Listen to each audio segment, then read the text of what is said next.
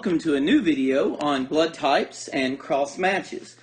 So in this video, what we're going to discuss is the biochemistry behind human blood types, specifically the ABO blood type system, and also what happens when certain blood is given to certain people. Why is it sometimes okay? Why is it sometimes not okay? And that's what we're referring to. So to get started, what we really need to look at is two important terms that need to be discussed. And the first thing we're going to look at is a red blood cell, an RBC. And an RBC, we're going to see on the surface of RBCs some protein with carbohydrate side chains on them that we're going to refer to as antigens. And all antigens are is anything that can cause an immune response. So red blood cells have various antigens on them, and we're going to see the different types of antigens that we could have when we look at the different blood types and how they come about. And then also that the blood cells are suspended in a fluid called plasma. And in this plasma, there are antibodies. Now here's where we need to understand some very quick and basic immunology. And the first thing I need to make sure you understand about this is that antigens can only form immune responses. Immune responses only happen when the antigen encounters an antibody that opposes it. So there must be an opposing antibody present in plasma and an antigen on a red blood cell surface that are incompatible to form a problem. And what will happen is they will clump up, what we call agglutination, and the macrophages will get attracted to these antibodies, and then there will be destruction of the red blood cells we call hemolysis. So what we're looking at is we got to see the combination of the antigen and antibody. An opposing antibody and an antigen must come together to have an incompatibility. So to do this and to really understand blood type from a biochemical perspective, let's make a very quick little table here. And on this table, we're going to look at a few different things. We're going to look at the blood types. We're going to look at people with what we call type A blood, type B blood, type AB blood, and then the type O blood. And then we're also going to look at plasma, and we're going to see the antibodies present. And then we're going to look at the antigens as well.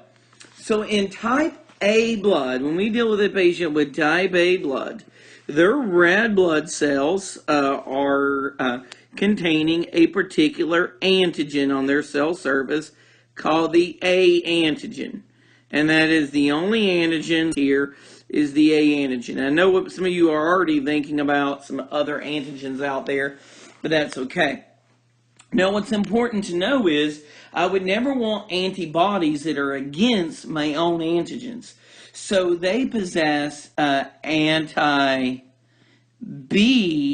antibodies, anti-B antibodies.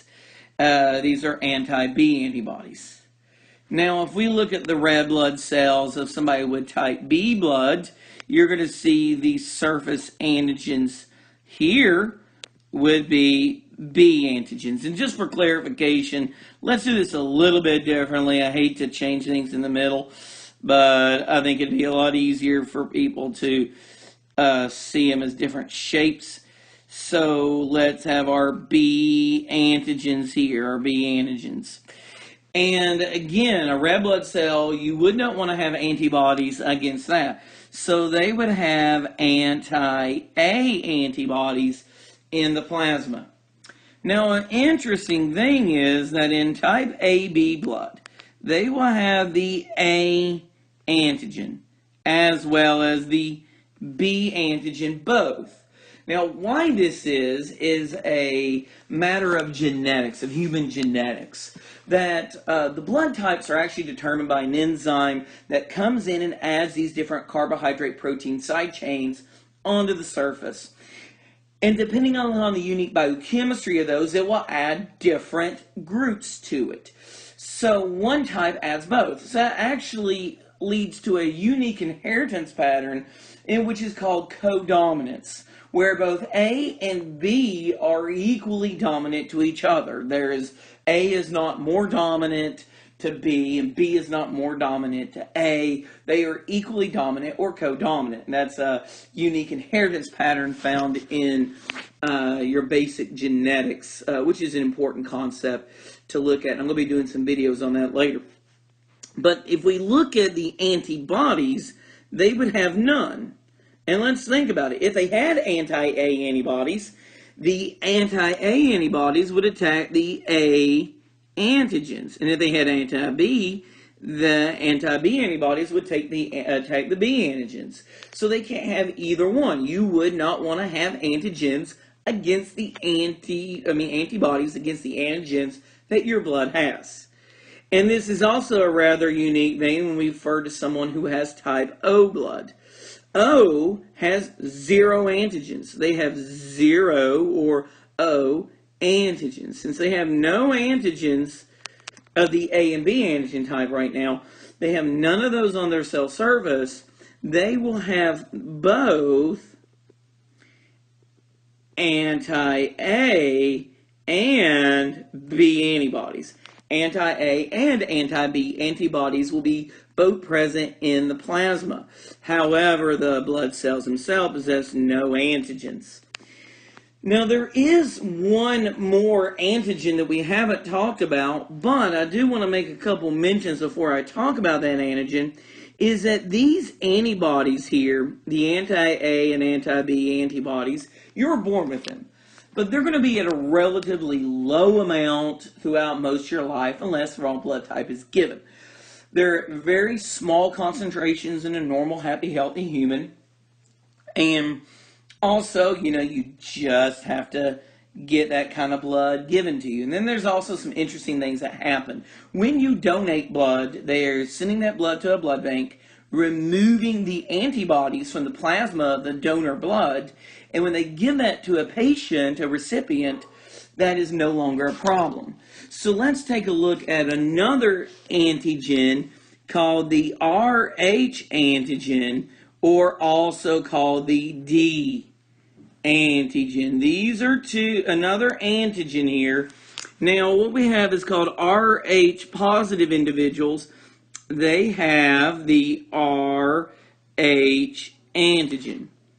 And we just simply call these people positive, like in A positive, B positive, O positive, AB positive blood. If you are Rh negative, you do not have the Rh antigen, and we just simply abbreviate that negative, as in A negative, B negative, O negative, etc. Right?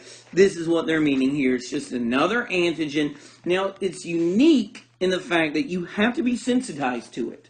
So, if I'm going to form an Rh incompatibility, I need to be exposed to Rh positive blood. If I was an Rh negative individual and I get into an accident during a game, like a basketball game, and we butt heads, I hit teeth into somebody's scalp and blood swaps, and neither one of these people have any kind of bloodborne pathogens, then that blood will then be getting into my bloodstream, and if it was Rh positive and I was Rh negative, my body would begin to form antibodies against it. And that's really actually nothing harmful for me because I don't have Rh positive anyway. And we'll see some cases. I'm actually going to be thinking about doing a video in the future for a condition called erythroblastosis fetalis. So now what we want to do is looking at some incompatibilities. And what I like to do when we do this is, let's just start off with some different blood types, and let's just take a line here. And what we're going to do is we're going to take a donor, right? We're going to take some donor blood, and we're going to take a recipient's blood, and we're going to take a blood cell here, and we're going to add that to that patient and take a look at it. So the donor blood, let's say this is type A, and our recipient is also type A. So we know that both these patients had the same exact A antigens on their surface. So they all have A antigens. And we know the donor has anti-B antibodies. And we know that the recipient has anti-B antibodies in his blood. So if I were to take this blood cell right here and put it into this plasma, the antibodies that are anti-B would not attack the A. So this person would be able to give blood to that individual. So we would be fine in that case, right? There would be no incompatibility. And if we could see that, now even if this person's antibodies here, even if they were a problem whatsoever, they're either so few in concentration or been removed through the blood bank, they're not even in the equation. So let's take another one here and kind of do the same thing. Donor, recipient blood, right? And let's take a look at that again. And let's take a person with type A blood here, type A. And let's now take a person with type B blood. And the B blood here has the B antigens on it. This person's got the A antigen on it. Remember, they have anti-B antibodies. Oh, here we begin to see a problem. Even if I don't even consider the antibodies here, okay? Let's just imagine I take this blood with the B antigen and I put it into plasma with anti-B antibodies. This would attack me. It would cause harm. It would agglutinate and destroy these cells. So we know that this would be a problem. These are incompatible. Type B cannot donate blood to A. And let's also take the same kind of thing with donor and recipient here. And let's also look at that in the same way. Now let's do someone with type AB blood. Now with type AB blood, they have the A antigens and they have the B antigens. Now they have no antibodies in their bloodstream, which isn't that much of a problem right now because remember, we get rid of that anyway with blood banks. So now let's also keep our type A recipient. And they have, of course, the A antigens on their blood cells. And they have the anti-B antibodies. And I think we're already seeing if I grab this and I put that into this plasma, what I'm going to see is the anti-B that's there will attack, right? Oh, well, there's a problem, right? It's incompatible. So just with these particular ones, and let's do one more as an example, and then I'll show you guys a simpler way of doing this. So let's now do the same thing, but this time let's take a person who is type O, and that will be our donor, and our recipient again will be type A. And remember, they have the A antigens and they have anti-B antibodies. Well, if I take this blood cell who has no antigens on its surface and put it into there, it would be okay. There wouldn't be anything for the anti-B antibodies to attack. So this is the basis in understanding all of them. So let's now make this a little bit simpler here. And let's take some donor blood and some recipient blood. And let's do type A, type B, type AB, and type O blood as our recipients. And let's now do type A over here in blue, type B in green, type AB in this yellow color. And let's pick a nice, pretty kind of pink. Let's do pink for type O blood. And what we're going to just simply do here is we're going to take and we're going to draw arrows across to who can give to what. Now, before we do that, let's now take and look at what everything we need to worry about in these individuals. In the donor's blood, you got to worry about the antigens. right? Now, A blood has A antigen, B blood has B antigen, AB blood has both A and B antigen, and O blood has none of the antigens. And on the recipient blood, we want to worry about antibodies. And in the antibodies, type A blood, remember, is going to have anti-B. Anti-B. Type B is going to have anti-A. And AB is going to have none. And O is going to have both the anti-A and anti-B antibodies.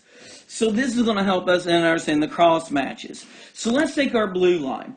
Now, if we have someone with type A and we try to donate blood to an A recipient, the A recipient has the anti-B antibodies, and there would be no way in which this patient would have an incompatibility. But if A tries to give to B, B has the anti-A antibodies, and that would be an incompatible donation. But A could give to AB blood because there are no antibodies present. And if A tried to give to O, either the anti-A antibodies would attack the A antigens of the A blood donor. So he can only give to these two people. Now let's look at the B-type donor. The B-type donor, if he tried to give to A, the anti-B antibodies in the plasma of the recipient would attack it. So that's not compatible. But if B tried to give to B, the anti-A antibodies would have nothing to attack. And the same goes if B tried to give to AB blood. It has no antibodies whatsoever, and nothing could attack it. But if B tried to give to O, the anti-B antibodies that are in the O blood would attack the B antigens on the donor's blood, and that wouldn't work. Now let's look at our AB blood donor. If AB blood has both A and B antibodies, if we try to give AB blood to a type A recipient, the anti-B antibodies would attack it. If we try to give AB blood to a B recipient, the anti-A antibodies would attack it. Well, the AB blood can go to the AB person just fine, but if we try to go to the O blood has both anti-A and anti-B antibodies would attack all of the AB antigens. So what we've already begun to see here is something rather interesting. Now let's also pick up with our pink one here and look at him. If we try to donate this blood to this blood here, this O blood to A, well, there is nothing on the cell surface for it to interact with. So O can definitely give to A, couldn't it? And O could give to B because there is nothing for the anti-A antibodies to attack.